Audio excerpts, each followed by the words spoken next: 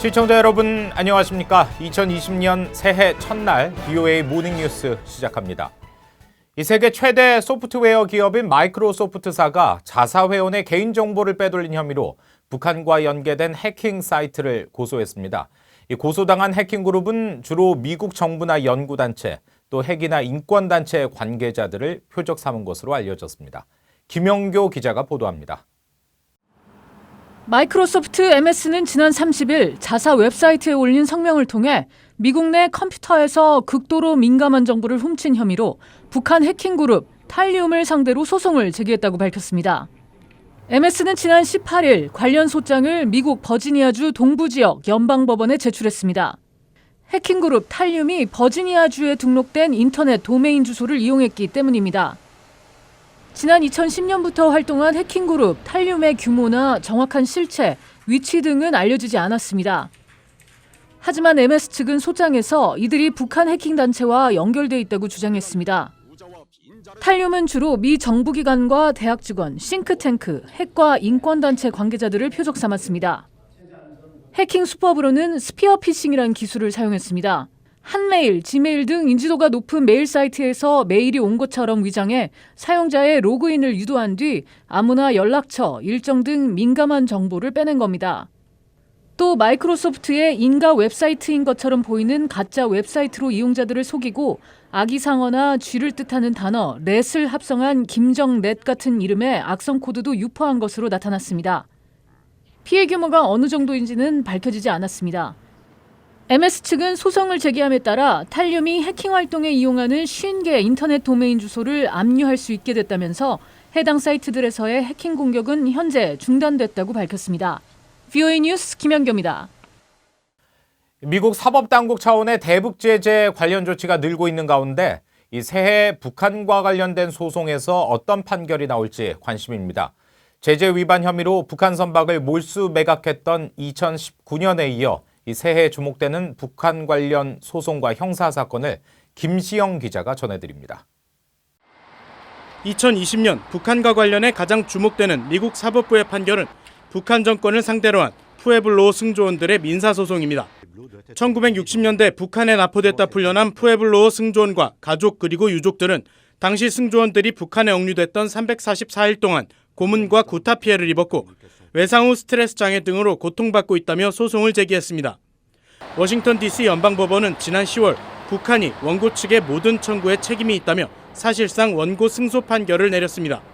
북한 측은 무대응으로 일관해오고 있습니다. They never answer claims in U.S. federal court or any American court. They have previously, however, contested cases, at least one case I know of in a European court. 구체적인 배상액 판결은 새해에 결정될 걸로 예상되는데 승조원과 유가족 171명이 참여한 이번 소송의 배상 금액수는 수억 달러가 될 걸로 관측됩니다. 형사법원에 계류된 북한 관련 사건도 주목됩니다. 지난 2월 스페인 주재 북한 대사관 습격 혐의로 연방수사국 FBI에 체포된 한국계 미국인 크리스토퍼 안 씨에 대한 송환 심리가 5월로 예정돼 있습니다. 북한에서 열린 가상화폐 회의에 참석해 제재 회피 방법을 북한에 알려준 혐의로 체포된 미국인 버질 그리피스 씨에 대한 형사사건도 주목됩니다. 또 북한 국적자의 미국 법원 출석 여부도 관심사안입니다. 말레이시아 고등법원은 지난 12월 13일 북한에 불법 사치품을 전달하고 자금 세탁을 한 혐의로 체포된 북한인 문철명 씨에 대한 미국의 신병 인도 요청을 승인했고 미 연방 대배심은 북한 해커 박진혁 등 대북 제재 위반 혐의자들을 차례로 기소한 상태입니다. 워싱턴 DC 연방법원이 북한 거래에 연루로 의심되는 중국은행 3곳에 관련 자료를 제출하도록 요청한 것과 관련해 또 다른 형사 기소 조치가 나올지도 주목됩니다. BOA 뉴스 김시영입니다. 미국 공군 정찰기가 지난해 마지막 날인 31일에도 한국 상공을 비행했습니다. 민간 항공 추적 사이트 에어크래프트 스폿에 따르면 미 공군 정찰기 리벳 조인트 RC-135W는 전날에 이어 한국 상공 3만 1000피트를 비행했습니다. 미국은 북한이 스스로 정한 연말 시한을 전후해 장거리 미사일 시험 발사 등 도발 가능성이 큰 것으로 보고 대북 감시를 강화하고 있는 것으로 알려졌습니다. 이런 가운데 북한은 31일에도 나흘째 노동당 중앙위원회 전원회의를 진행했으며 김정은 위원장은 주권과 안보를 보장하기 위해 긍정적이고 공격적인 행동을 취할 필요성을 언급했다고 북한 매체가 보도했습니다. 유럽 발트해 국가인 라트비아와 아프리카 북동부에 위치한 이집트가 송환 대상인 북한 노동자가 자국 내 한 명도 없다고 밝혔습니다. 두 나라는 각각 지난 12월 16일과 19일 유엔 안보리에 제출한 북한 노동자 송환 관련 중간 이행 보고서에서 이같이 명시했습니다. 이로써 안보리에 중간 이행 보고서를 제출한 나라는 모두 50개 나라가 됐습니다. 유엔 안보리는 대북결의 2397호에 따라 지난 12월 22일까지 모든 북한 노동자들을 본국으로 송환시킬 것을 명시했으며 회원국들은 오는 3월 22일까지 최종 이행 보고서를 제출해야 합니다. 유엔 세계식량계획 WFP의 지난해 11월 대북 식량 지원 규모가 전달보다 2배 가까이 늘었습니다. 하지만 지원을 받는 북한 내 수혜층에 대한 투명한 통계 자료 수집과 관련한 검증은 여전히 어려운 것으로 지적됐습니다. 안소영 기자가 보도합니다. 세계 식량계획 WFP는 지난해 11월 북한의 식량 2,897톤을 지원했다고 보고서를 통해 밝혔습니다. 이는 전달인 10월에 1,502톤보다 약 2배 증가한 수치입니다. 보고서는 또 대북 지원 사업으로 혜택을 입은 북한 주민은 58만 4천 명으로 여성이 전체 60%였다고 설명했습니다. 세계식량계획은 임산부와 수유모 등 북한 내 취약계층 여성에게 영양 강화식품 200g을, 보육원과 소아병원 등에 있는 어린이들에게는 영양 강화식품과 비스킷 각각 100g과 60g을 공급했다고 밝혔습니다. 또 자연재해 등으로 피해를 입은 양강도와 황해남도 주민 3만 5천 명에게는 옥수수 675톤을 전달했다고 밝혔습니다. WFP는 북한 내 6개월에서 59개월 사이 영유아 19%는 만성 영양결핍 상태에 있다고 지적했습니다. 또 각국의 2020년 대북지원 활동 참여를 독려하고 있다면서 영양지원뿐 아니라 분배 검증과 평가 자료 수집도 포함된다고 전했습니다.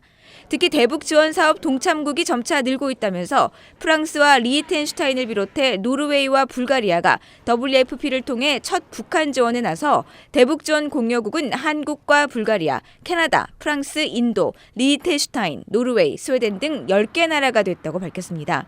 그러나 지원이 취약계층에 전달되는지 확인하는 분배 감시 활동과 관련해서는 여전히 어려운 과제라고 지적했습니다. 북한 중앙통계국과의 협력으로 보건소와 보육원, 유치원 등을 정기적으로 방문했으며 함흥과 평양의 영양 비스킷 제조 공장도 방문했지만 북한 내 정보와 자료 수집 활동은 여전히 어려운 과제라는 설명입니다. WFP는 이번 보고서에서 2019년 12월부터 2020년 5월까지 대북 지원 모금 목표액을 1,480만 달러로 정했습니다. VOA 뉴스 안소영입니다. 국제사회의 대북 제재로 수출길이 막히면서 북한의 석탄과 철광석 산업이 큰 피해를 입었다는 분석이 나왔습니다. 임수호 한국국가안보전략연구원 선임연구위원은 한국개발연구원이 발간한 북한 경제 리뷰 12호로의 관련 내용을 실으면서 북한의 수출 제재는 수출용 무연탄과 철광석 생산업체 또 연관업체에 치명적 타격을 주고 있다고 밝혔습니다. 다른 제재 품목인 의류나 수산물은 북한 내에서 수출 물량을 흡수하고 있지만 무연탄이나 철광석은 북한 내 수요가 충분하지 않아 수출 감소에 따른 피해가 크다고 지적했습니다. 또 한국은행과 통계청 자료를 인용해 북한이 외화벌이를 위해 점점 더 많은 물량을 수출로 돌리면서 지난 2016년 전체 석탄 생산량에서 수출이 차지한 비중은 72.1%까지 증가했지만 2017년 본격적인 제재 이후 공식적인 수출량은 없는 것으로 파악됐습니다. 최근 일본 영해에서 북한 것으로 추정되는 목선과 그 안에 백골 상태 시신 7구가 발견된 가운데 일본 정부가 지난 2019년 퇴거 조치한 북한 어선은 1,308척이라고 밝혔습니다. 일본 해상보안청은 최근 강요회의에 제출한 자료를 통해 이 같은 수치를 밝히고 북한 어선 퇴거를 위해 물대포를 쏜 사례도 252척에 이른다고 집계했습니다. 아베 신조 일본 총리는 중국의 센카쿠 열도 영해 침범과 함께 최근 북한의 불법 조업 상황을 엄중한 위협으로 꼽고 대응 강화를 주문했으며 일본 해상보안청은 지난 11월 북한 목선 표류 전담 대응 부대를 발족시켰습니다. 이와 관련해 일본 방위정책 전문가인 스콧 해롤드 미 랜드연구소 선임연구원은 북한이 김정은 위원장 취임 이후 제재에 따른 경제난 타결의 일환으로 수년 동안 물고기 풍년을 내세운 것을 표류 북한 목선이 급증하는 배경으로 분석했습니다. 이상으로 VOA 모닝뉴스 마칩니다. 함께해 주신 여러분 고맙습니다.